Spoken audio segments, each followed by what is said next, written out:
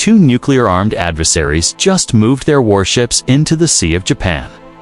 China and Russia have begun a coordinated show of force, and the world is watching. Welcome back to Geo Frontline, where global strategy meets the front line of power politics. Today, we break down a dangerous new flashpoint that's emerging just miles from Japan's coastline. It's called Joint Sea 2025, a massive joint military exercise between China and Russia. And it's not just posturing, it's a warning. On August 4, 2025, Russian and Chinese naval forces launched their latest combined drill, deploying more than 30 warships, submarines, and long-range bombers into the Sea of Japan. The exercises, which will run for several days, simulate anti-submarine warfare, maritime blockades, and even coordinated precision strikes against enemy fleets, clearly aimed at preparing for direct confrontation with the United States and its allies. But this isn't just a regional drill. It's a global signal, and here's what it means. First, let's talk about location. The Sea of Japan is one of the most contested waters in the Indo-Pacific, bordered by Japan, South Korea, Russia, and not far from Taiwan. It's a strategic artery for both global trade and military movement, for Beijing and Moscow to place coordinated assets. Here means they're preparing for scenarios far more dangerous than peacekeeping. Now, let's talk timing. These drills began just days after President Trump deployed U.S. nuclear submarines into strategic waters near Russia, following his 10 to 12-day ultimatum for Moscow to end its aggression in Ukraine. This isn't a coincidence, it's a direct response.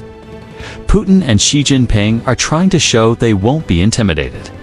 But in reality, this move reveals just how cornered they feel.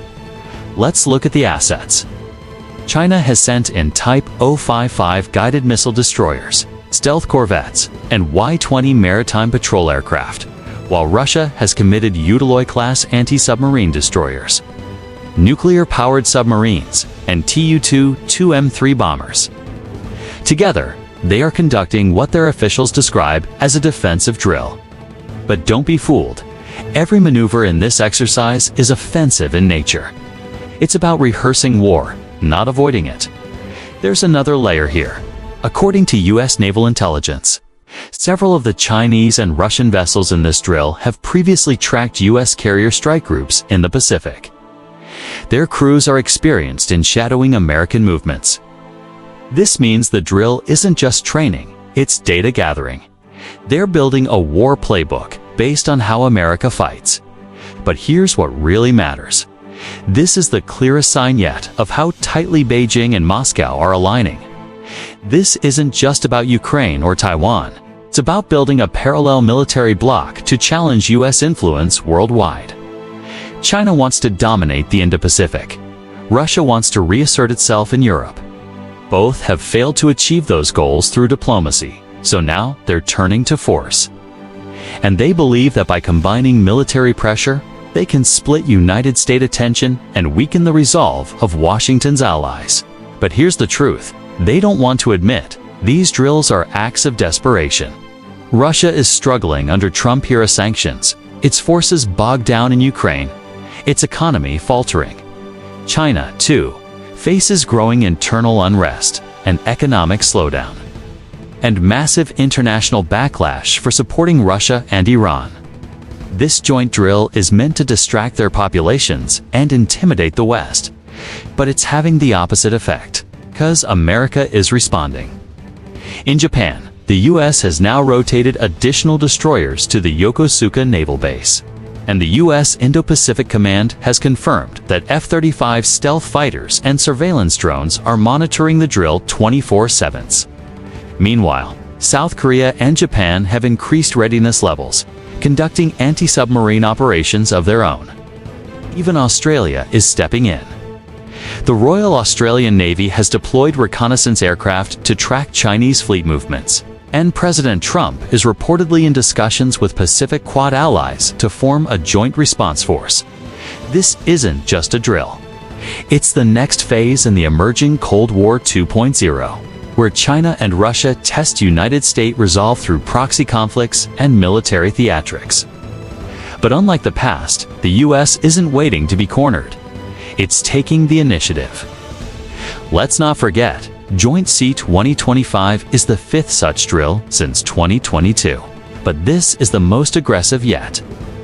With simulated cruise missile launches, coordinated electronic warfare, and even the use of AI-driven targeting systems on Chinese warships, according to leaked footage analyzed by defense experts. These aren't empty gestures. They're practicing for real engagement scenarios. And here's what makes it even more alarming. According to intel reports, Iranian naval officers are observing these exercises, suggesting Tehran is looking to adopt joint strategies for its own operations in the Persian Gulf. This further connects China, Russia, and Iran into what the U.S. defense community now refers to as the strategic axis, a growing military and economic bloc aimed at undercutting American dominance. But here's the bottom line. No matter how many ships they put in the water, they still fear U.S. naval supremacy. The U.S. Navy operates with over 11 nuclear-powered aircraft carriers, none of which have an equal in either the Russian or Chinese arsenal. The real power in the Pacific is still American. These drills are smoke and mirrors. Loud, aggressive, but ultimately defensive moves from two regimes feeling the pressure of isolation. President Trump has responded by increasing U.S. maritime presence in the Indo-Pacific, issuing warnings to both China and Russia about aggressive moves near Allied waters. He's also authorized expanded intelligence sharing with Taiwan and Japan, signaling that any hostile maneuver during these drills will not go unanswered. The next few days will be critical.